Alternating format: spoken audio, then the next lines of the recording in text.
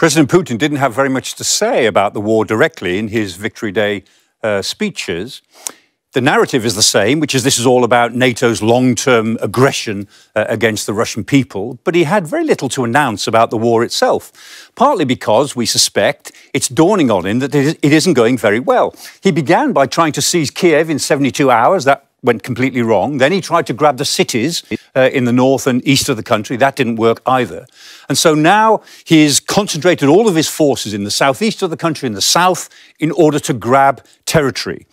And this Battle of the Donbass has been building up for a couple of weeks. It is now properly joined over the last couple of days.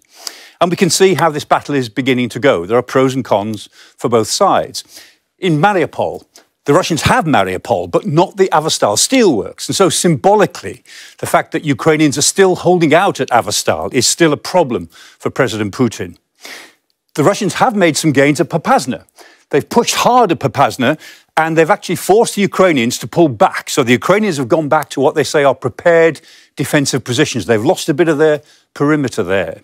But further north at Izium, which is a very important northern anchor for this whole Russian offensive going southwards, at Izium, the Ukrainians are attacking from the west, and they're making that northern anchor rather less secure.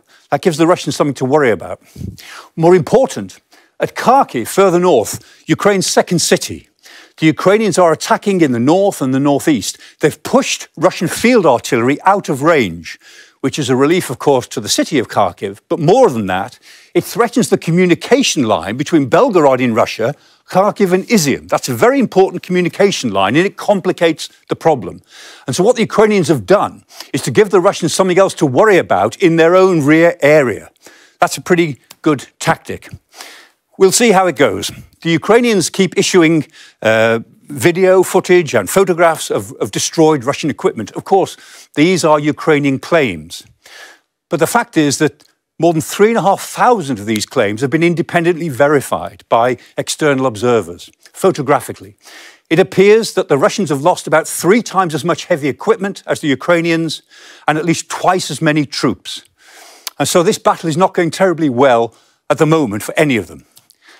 Of course, battles are inherently unpredictable. But the fact is, if I was looking at this from either Kiev or Moscow at the moment, I'd be a lot happier if I was President Zelensky than if I was President Putin. But the next 2 or 3 weeks will be absolutely critical.